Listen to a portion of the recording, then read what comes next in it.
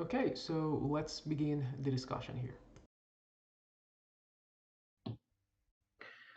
Okay, in models with quadratic and interactions and other nonlinear functional forms, the partial effect depends on the value of one or more exponential variables, right?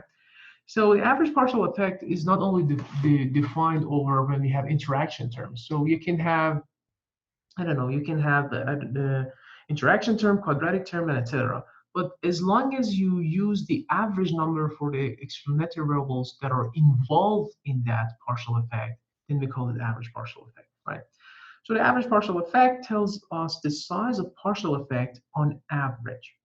Now, after computing the partial effect and plugging it in the estimated parameters, average the partial effects for each unit across the sample. So this is how we are basically interpreting the average partial effect. In the previous example, we saw that the average partial effect for, and yeah, this is for final score, but that's the average partial effect of attendance rate on final score, which was equal to this one.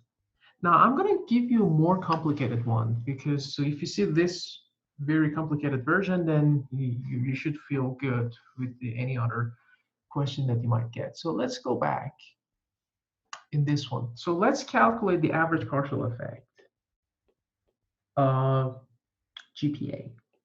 GPA on your score, final score. What should I do? I should take derivative of this final score with respect to GPA. Whenever I have GPA, so let's write it down. So I have GPA here, so it's beta 2 plus. Where else do I have GPA? Here, 2 beta 4 GPA plus. Where else I have GPA? Here, beta 6 attendance rate. So this is the partial effect of GPA on final score. Now, if I use the average numbers here, then I get a number because these are coefficients too. I use beta hats, right? So at the end of the day, I use the estimated version. And then if I use the average GPA and average attendance rate, I'm done. So this is the average partial effect on GPA on final score. You see? So we can have many. As long as this thing is going to show up in the derivative, you have to make sure that you use the average number. And then you call it average partial effect. And we know how to interpret that, okay? Okay, now next topic. Let's talk about adjusted R-squared. So far, we have used R-squared, and we know that R-squared comes with a caveat. So if this is my y, x1, we already know that mathematically, if I add some random variables, as long as those random variables are correlated with y, no matter what, it can be, people, x4 can be different people's eye color, as silly as that, right? As long as there's correlation between x4 and y, it's going to increase the r-square. We didn't like this idea, right? So we said that, okay, r-square is good. It's a good measure for goodness of fit, but I don't like the fact that if you keep adding more exponential variable, the r-square is going to increase no matter what. So for that reason, we have to do something. So we have to go, this is what we do. We go from r-square to adjusted r-square. We show it with r-square bar. Maybe bar is not the best term, but again, different textbook, different terminology. Some people say r adjust, well, not bar, r-square adjust. Some people just say r(a) squared, and etc. Okay, so let's talk about general remarks on r-square. A high r-square does not imply that there is causal interpretation. We already knew that. Again, nothing new. We already covered it in the previous sample exam for midterm 2. A low r-square does not preclude precise estimation of partial effect. This is also true. We said that we can have a low r-square. Well, actually, you know what? This is the best place to show it to you. That we can have a low r-square, but this is significant. Here, r-square is large, but I think I saw somewhere that the r-square was small. And yeah, here, look at that. R-square is only 9%, 9.3%, but look at the significance. All of them are significant. See, this is a very good example. So a low r-square does not preclude us of estimating a precise number for the coefficients. This is what's going on, okay? So we covered both these two, and now we know the caveats of R squared. So let's talk about adjusted R squared. So why do we need to go from R squared to adjusted R squared? Because R squared is going to increase no matter what if you add more exponential variable. So the idea is that, okay, if you want to add more exponential variable, you might guess, do that, x1, x4. But I am going to, so, and when I say I, this is adjusted R squared. I'm going to penalize you if you keep adding more exponential variable. So I say that if your k number of exponential variable increase, I will penalize your R squared by some number. So this is basically what adjusted R squared is doing. And adjusted R squared is doing it by controlling for degrees of freedom. So that's, just keep this in mind. Now let's open up this equation for R squared and adjusted R squared. So what is our ordinary R squared supposed to measure? So ordinary R squared is measuring what? It's measuring my SSE explained part divided by total, or 1 minus SSR divided by total. So this is what our ordinary R squared measuring. And it's not incorporating K, right? It doesn't care what's the K, how many the exponential variable we have, right? So this means that, well, R squared is basically an estimate for, it's basically looking at, so look at that. I can do SSR divided by N, SST divided by N. And if I remind you, what is this? Sum of square residual divided by N. This is basically the variance of my residual. What is the sum of square total divided by N? This is basically the variance of my Y. So it seems that R squared is simply an estimate of, 1 minus the variance of residual or variance of errors unobserved factors in the population and variance of Y in the population, right? So this is a population R squared. Why it is population? Because we're saying that you can easily divide both numerator and denominator by N and think of it as if you're talking about the population. So it seems that R squared really doesn't care if it is population, sample, and etc., right? And the more important thing is that it's not taking into account the K, the number of exponential variable. So we have to do something about it. So in order to fix that, we're going to say, you know what? I have to make sure that the adjusted R squared is defined as 1 minus, well, this is adjusted R squared, SSR, SST. I have to control for degrees of freedom. So let's divide SSR by its degrees of freedom, which is N minus K minus 1. This is the degree of freedom for the regression. And SST, what's the degree of freedom of SST? N minus 1. Because remember, SST is our sum of square of total summation of yi minus y bar to the power of 2. What is degree of freedom? The number of independent observation. Y bar is already estimated, so it's the independent observation is N minus 1. So let's erase it. Now look at the equation for adjusted R squared. So this is the equation for adjusted R squared, and look at that. Now we do have K in this equation. So previously in R squared, there is no K, so it doesn't depend on the number of K that you have. But here we do have K, right? So I can rewrite this equation easily with something like this. Let me write it in a way that you can see what's going on. So I know that my adjusted R squared is 1 minus SSR N minus K minus 1 SST N minus 1, right? So now let's write it this way. 1 minus SSR divided by SST multiply, so it's going to be flipped, right? So N minus 1 divided by N minus K minus 1. Now let's replace this SSR divided by SST by what? I know that R squared is 1 minus SSR divided by SST. So what is SSR divided by SST? It's going to be equal to 1 minus R squared. Now let's replace this with 1 minus R squared back. So what do I get? 1 minus R squared multiply N minus 1 divided by N minus K minus 1. This is what we have here. Okay, so this is a quick proof for those of you guys who are interested. But the point is that, look at that. Now the adjusted R squared depends on K. If this K increase, what will happen? The denominator is going to decrease. This whole thing is going to increase. because this is a positive number, you're multiplying some positive number to something which is increasing, and there's negative sign here, so the adjusted R-square is decreasing, right? So basically, adjusted R-square is penalizing your R-square when you're adding more exponential variables. So that's neat, that's beautiful, that's what we need. We just want to make sure that, okay, go ahead and add these x's, but I'm going to penalize you. So how do I know that? Where should I stop? So if I keep adding more exponential variable, at some point, look at that. There are two things happening. If I add more k in this equation, k is increasing. But k is not the only number that's increasing. R-square is also increasing. So you have to see which effect is dominant. If I increase k from 2 to 3 and this happens, R-square increases a lot higher than k, then adjusted R-square is going to increase. But if I increase k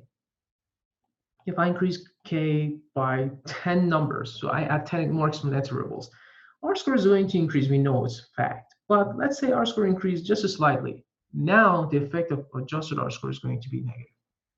You see where I'm going with that? So it basically says that if I increase k, then adjusted R-square can either increase or decrease. That depends on the level of change in the R-square itself.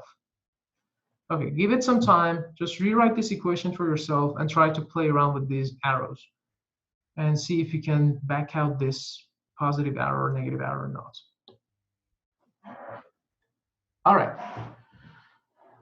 So now let's talk about using adjusted R-square. Let's see if there's anything I want to say. Okay, very good. Now let's talk about using adjusted R-square to choose between non-nested models. Okay, what is nested model? What is non-nested model? Let's start from here.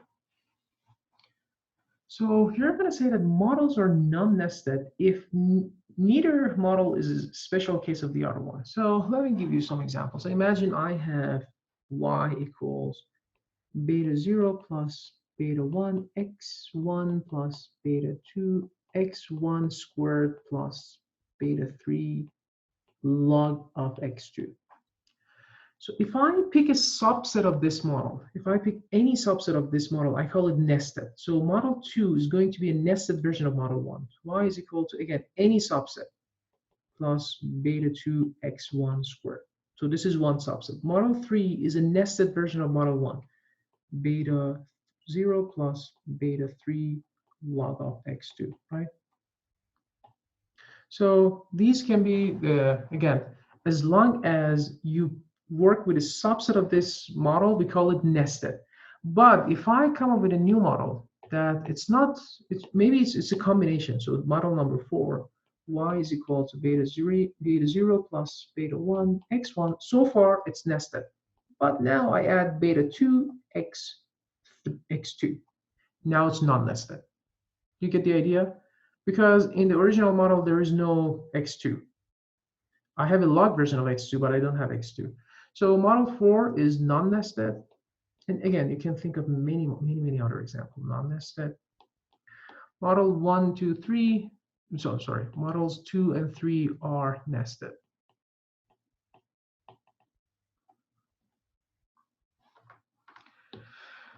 All right, so now we want to see if I have a non-nested model like this, like these two, then how can I compare the two models? The answer is adjusted R-square. As long as you are working with exactly the same set of observations, then you can compare the adjusted R-square. But if the observations are different, regardless of you're comparing nested models or non-nested models, if the observations are different, you cannot do anything.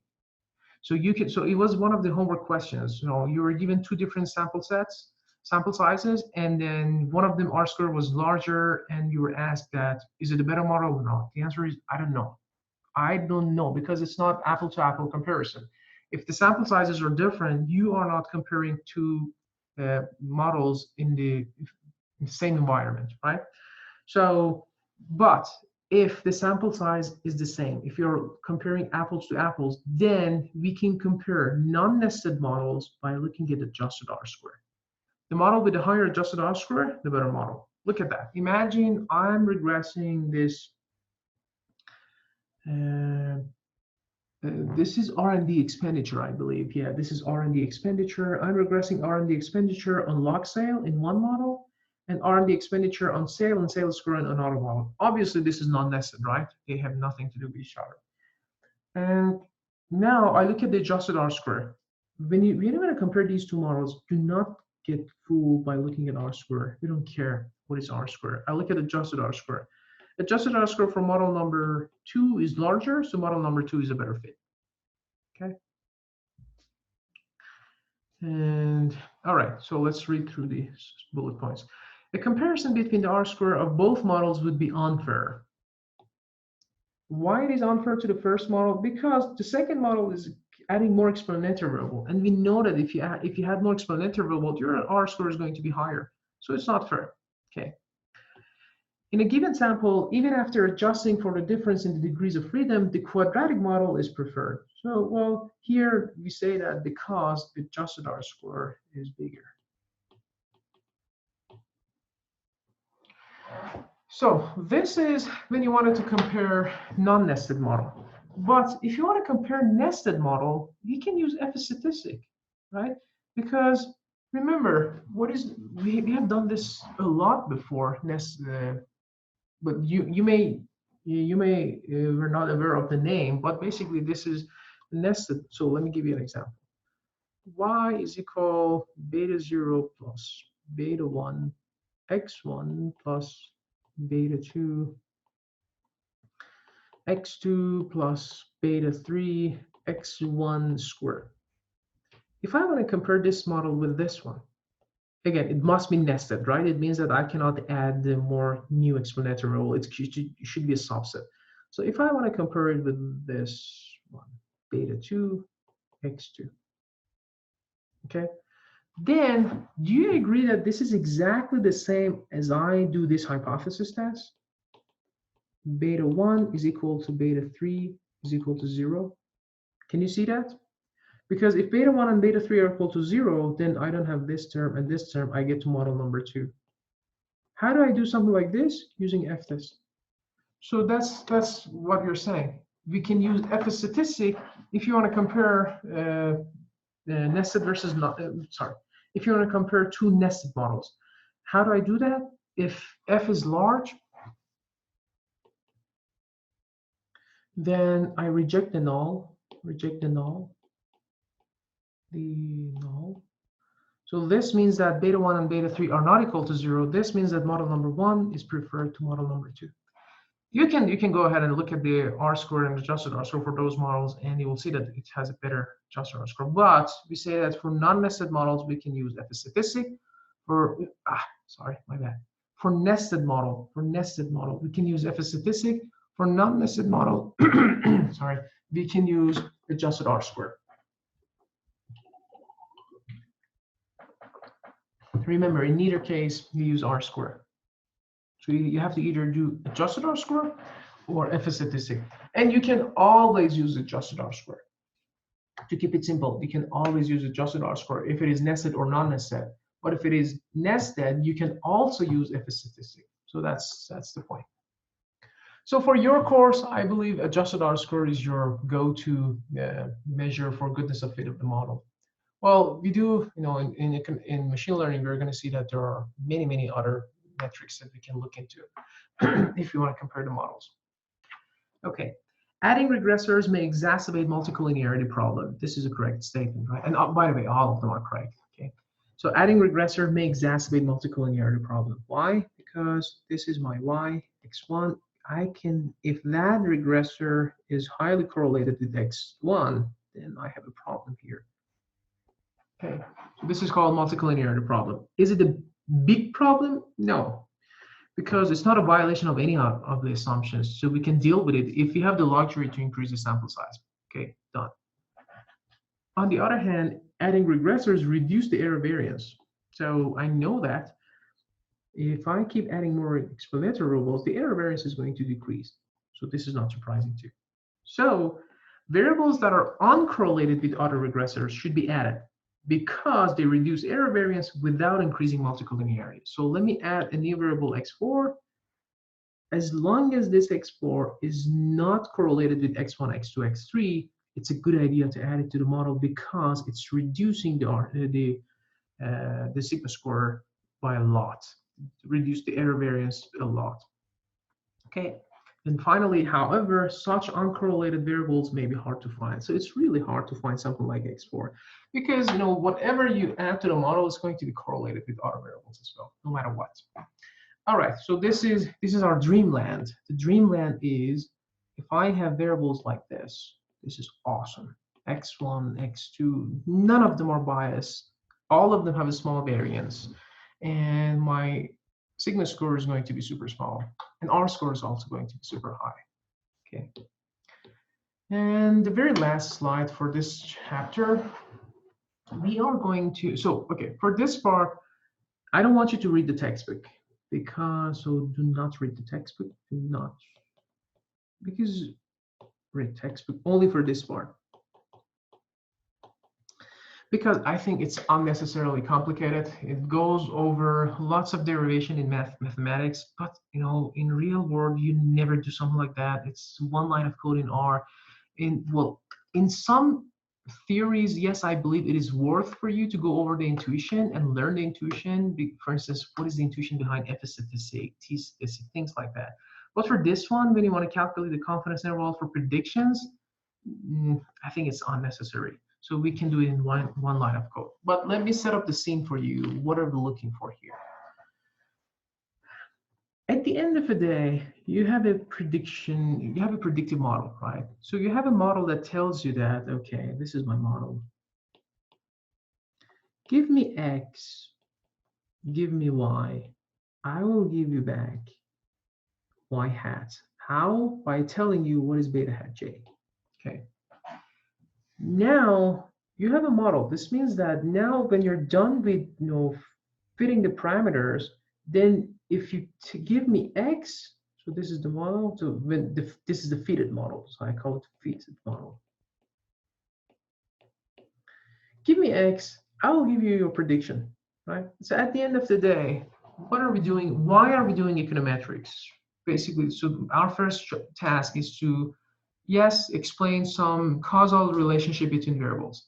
But the second task that many people use in industry is you want to predict something. At the end of the day, you want to forecast something. And for that reason, you're going to use econometric, right? And honestly, sometimes you don't even care about the interpretation. You just want to forecast something. If your goal is to purely forecast something, you don't care about any of this interpretation, the answer is machine learning. If you care about forecasting and interpretation, then the answer is econometrics. So, all in all, at the end of the day, I have a model. This model says that adjusted R-score is 27%, not bad. We can look at the Stargazer output version and see if they're significant or not. But I can quickly even looking at this one, I can say which one is significant or not. Because I say, take this one divided by standard error, obviously greater than 2, significant, significant, super significant. This one, still significant, this one significant. What I'm doing quickly, I'm dividing these numbers by standard errors to calculate the t-stat. If it is, by rule of thumb, greater than 2.5 or 2, good news, significant. So I have a decent model here. And everything looks fine to me. And I can both interpret and I can make some predictions. So what are we doing? We're saying that the college GPA depends on SAT score. This is high school percentage. The higher the high school percentage, the lower the college GPA, right? Because the top 1% is the best. So if you are in the 50% rank, so it's worse than the best school. So it has negatively impacted your GPA. Then we have high school size and high school size squares. So this is a size of, we use number of students as a proxy for the size of school. Okay. All right, so I have this decent model. Now I want to make some predictions. I'm going to say, for something that the model, for some observation that the model has not seen before. So I'm going to add the information for some new observation. New students with the SAT score of 1200, with the high school percentage rank of 30%, and with the high school size of 5. I want to see what's the prediction for that student. What's the college GPA for that student? So what do? You can simply plug these numbers here, right? So this is a piece of cake. And then see what is the college GPA. So we can do that. We can do that using R or using your simple calculator, honestly. So this is not a big deal so far. So let's say the college GPA, I don't know, at the end of the day, I'm cheating a little bit. I'm looking at the answer. So the college GPA hat for that specific observation, I call it observation number I, is going to be equal to 2.7. So far, nothing fancy, nothing strange is going on here. But what's the big deal of what do we mean by confidence interval for this prediction? So this is my prediction. I can construct a 95% confidence interval for that prediction. I can construct a 99 confidence interval for that prediction. What does that mean?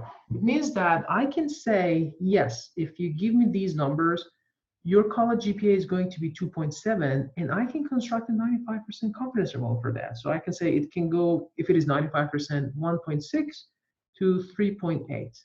With 95% probability, this number, 2.7, is going to be between these confidence interval. Or again, mathematically, to be mathematically correct, this interval contains that number. So this is 95%. And if I want to construct a 99%, it's going to be even wider, right? Well, I'm just making up some numbers, 1.2, 4.1. With 99% probability, this interval is going to contain your prediction. So why can we construct confidence interval over something that we believe that it's unique? When I say it's unique, it means that if you plug these numbers, 1200, 30, 5, into this equation, you will get one number. Do you agree? And that one number is 2.7. So why can you construct confidence interval? The reason is that, so we go back to the idea that there's a distribution for my beta hats, right?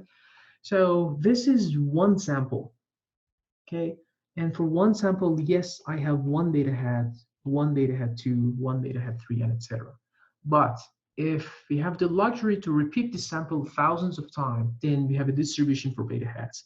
If I have a distribution for beta hat, it means that if I plug these numbers to different values of beta hats, I get a distribution for my prediction. And if I have a distribution for my prediction, I can construct a confidence interval for that prediction. So mathematically, it's a tedious task, right? So that's why I don't want you to get involved in the mathematics behind, but we can apply it in R by, again, as always, one line of code. So that's the beauty of it, okay? But I hope you should get the idea behind it. So if someone asks you, okay, you're making a prediction, you're plugging fixed numbers to one fixed formula, you will get one number. So what does it mean to report a confidence interval for that one number? The answer is we can do this process hypothetically thousands of times, and we can come up with a distribution for that number, and then we can construct confidence interval for that number. Okay, how we do it in R? So first you have to define your regression. So we are simply doing a regression. You are super familiar to do these things, very quickly. And then let's define set of regressor variables. So let's say, I'm going to say these are the x values. And again, you can call it anything. I call it x values. These are the x values that I want to pass to the model. So I want to say that, okay, you model, take this x's and give me y hat, right? I'm going to define them as data frame. So this data frame only contains one row, and it's SAT 1200, high school percentage 30%, and high school size 5, right? I can pass a vector. So in a minute, I'm going to open up R and show you can pass a vector of all these x's. I can say, okay, I have a model. I want to make predictions for hundreds of new students, for thousands of new students. So you don't need to do it one by one. So you pass the whole 1,000 new numbers to a vector, to data frame called x value, and then you pass that x value to a function called predict. This is very, well, at least it's self-explanatory. You want to predict, open close paren. So what's my engine? MRM. What do you want to predict? X values. So give me x values, I'll give you y hat. Now look at that. I just write interval prediction. I want to come up with the confidence interval for my predictions. So this is how we do it in R, quotation prediction. At what level? 95%. If you run this line, you will get a beautiful output. What is a beautiful output? So this is observation number one that you pass. This is one line. Again, if you pass thousands of observation, you get thousands of numbers, thousands of rows. The first number is your fit. If you plot 1230 and 5 here, you will get 2.7 for your college GPA, 2.7. The second number is lower limit. Third number is upper limit. So your 95% confidence interval is going to be between 1.6 and 3.79. That simple, we do it in R. Okay, I want you to realize why we have confidence interval for these predictions. That's a big deal. Calculation-wise, anyone can do that with one line of code. All right, so let's keep this lecture video short, relatively, and I'll do the R part in our face-to-face class. Have a good one.